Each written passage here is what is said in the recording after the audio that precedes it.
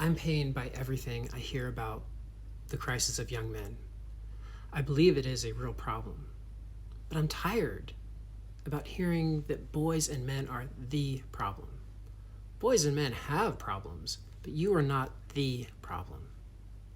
As a man, a white man even, I realize that I have some life experience to offer on this topic. And white men have definitely been maligned as the problem. I've been guilty of this myself, and I've alienated other men because of it. So aside from lamenting this, I want to create a space to talk about these things, a sanctuary even, as we try to figure out what it means to be a man today. Society of late has definitely articulated what men shouldn't be, and that has been helpful. But it's incomplete. I don't feel that we have articulated models for what men can be as well. We've labeled a lot of outdated behaviors and character traits as toxic. This has had its place. But we need to remind boys and men that you are not toxic. You are awesome. I prefer to think of what we call toxic masculinity as impossible masculinity. Masculinity isn't toxic or bad in itself, but some of these outdated models simply are impossible to live up to. They are unhealthy for us and those we're in relationships with. We also give young men conflicting messages.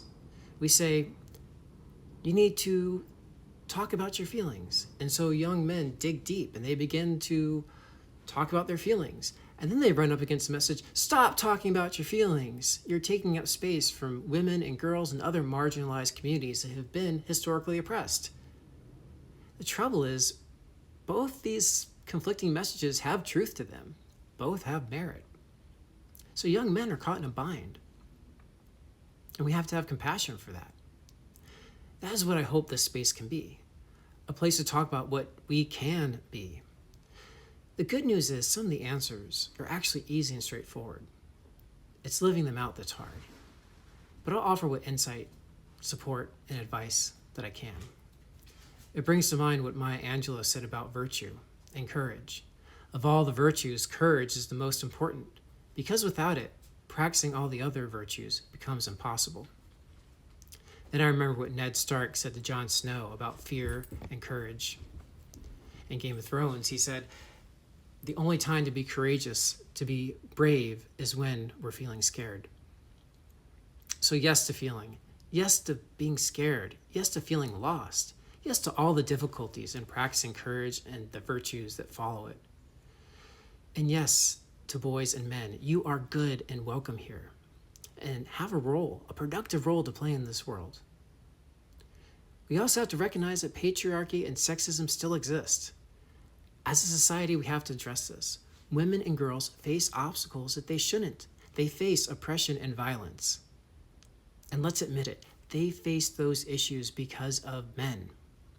Tragically, 99% of the violence that girls and women face is from men.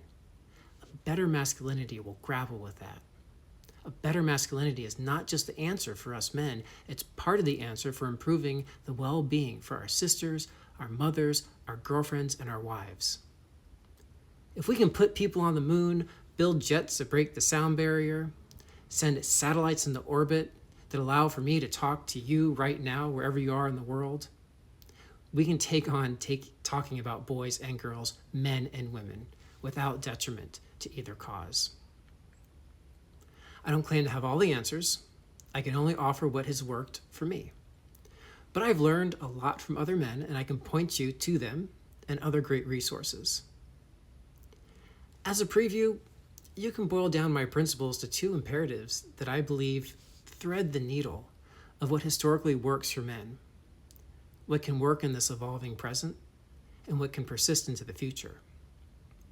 And it's this: harm no one. Care for and protect everyone. That's it.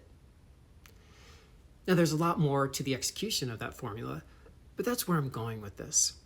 Take it or leave it. It'll take courage, but what I can say is it has worked for me.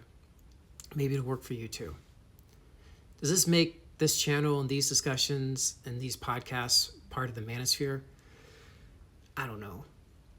But if you think of the manosphere as a place where men are going to seek meaning, to make sense, to find purpose, and to search for models to answer the question of what it means to be a good man today, then yes, absolutely, this is a discussion that belongs in the manosphere.